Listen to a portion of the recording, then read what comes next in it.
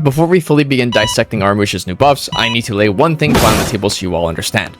Aramusha was a weak hero who needed these buffs, and I think Ubisoft got majority of these buffs correct. But I will say that I believe that there will be coming nerfs to this hero in the coming future regarding his damage, but we'll get more into that later. I've had time to completely rewrite this script because I felt like I was being more negative than I really needed to be. Aramusha fundamentally is a very similar character to his older counterpart, but just more enhanced with everything he's gotten. Where I think Ubisoft got something wrong was they focused too much on buffing rather than balancing the buffs at the same time.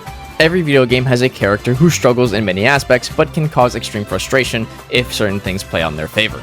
Little Mac from Smash is my favorite example, a character that is just fundamentally garbage in casual and competitive play, but can be extremely frustrating with things like KO Punch and is a massive amounts of hyper armor with his massive damage pools. There really isn't anything more annoying in Smash than respawning when Little Mac has KO Punch, getting put into a full hit combo and then KO Punch insta-killed right after just to respawn again, being 2 stocks down. So the way Nintendo kept this balance was that they made his offstage recoveries absolute garbage, where any gust of wind or edge guard would just basically kill Little Mac, and if you got hit with KO Punch 7 seconds after obtaining it, you would just lose your comeback mechanic.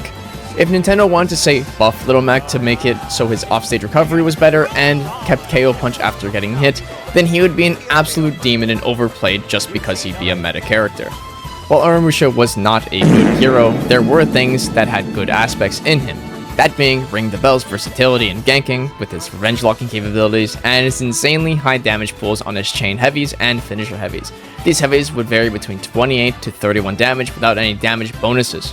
I talk about damage bonuses because, let's be honest, if we're playing Dominion, Aramusha's first feat called Bloodthirsty will always be in play. This feat provides Aramusha with a 15% damage bonus after landing a successful attack, with a duration of 4 seconds. Normally, Aramushas would activate this with Ring the Bell, and then follow up with a finisher heavy mix-up to either commit to the full heavy or soft feint it into a light attack. This wasn't a fantastic mix-up, but guessing wrong could mean that you got hit by a 36 damage finisher heavy attack, and that should a lot of damage. This is the most damaging heavy in the entire game, and its caveat is that it was blockable, so it's excused on the ridiculously high damage number. Aramusha's first buff was his biggest and most reasonable he received, but I'd like to believe it should have been balanced way better. The buff in question is that all of Aramusha's finisher heavies would now be unblockable. Every hero in the game at this point has some sort of unblockable heavy attack. It's necessary to force a 50-50 prediction out of your opponent to make sure a hyper-defensive playstyle isn't as effective as it should be. Him receiving this change is not the problem. This makes Aramusha honestly way more tolerable to play for long periods of time without getting burnt out like he used to. The issue lies within his damage numbers though, being a little too high now that these have become unblockables. Look, I'm not saying turn them into Peacekeeper heavy attacks, but 36 damage unblockables coming towards you, it's like being a child playing Frogger in the highway. It's really threatening, and one wrong read means you've lost 1/4 of your health from a single mistake. A playstyle I've now adapted is the Unga Bunga playstyle. Now, this is a thing that Zerk had when you turn your brain off and spam heavies like a raging moron. Aramusha's heavy attack damage combined with Juggernaut and Deadly is a really funny gimmick where you just, again, turn your brain off and disintegrate your opponents if they don't respect you. The point is, these gimmicks are only possible because of his high damage numbers, which I think will get toned down very soon. Front did a very long and tough job with the core combat system to ensure that no one mistake would depend if you won or lost a fight. Aramusha's damage at the moment reminds me of pre-CCU's damage, which can be really strong if left unchecked. Combining that with his selection of fourth feats like Fear itself, you can kill someone with around 3 heavy attacks. The rest of his buffs were actually pretty good. They enhanced Aramusha's viability while at the same time not being very noticeable. Basically quality of life changes that only further improved the hero in aspects where he was struggling in. His zone attack was buffed to allow soft feinting after the first hit. I'm mostly okay with this. I think my only issue is that it just looks kind of weird. The animation was made all the way back in 2017 when he first released, and all they did was change it without completely redoing the animation itself, so it tends to look a little janky. Aramusha is a hero that's whole gimmick is based around soft feinting everything to alights with ease. So the buff makes sense, but again, the animation looks really weird. When an animation looks wonky, it can make it better than it's ever intended to be, especially for old-gen consoles. If you're still running an old-gen PS4, I gotta say, it must be difficult to even attempt to counter this zone soft feint, but also, dude, just let the thing rest, it's almost old enough to drink. On from the zone, Aramusha got a handful of quality of life changes. The first one was to his weapons hitboxes. This, while being really nice quality of life change, is a blessing and a curse. See, when a weapon's hitbox doesn't match its trajectories, it can feel like the game is cheating you. External hitboxes are very important in teamfights right now, but the issue that arose was wall collision happening everywhere. This wouldn't be as big as a problem as I'm saying if, for say, your opponents had these same problems, because they don't. Wall collision is honestly really annoying and really inconsistent, and sometimes I think the game will just be better without it, but that is my opinion. Third quality of life change was to the range on his heavies and lights. I think it's a bit of an issue at the moment with the lack of range on certain characters, where other heroes don't have that problem.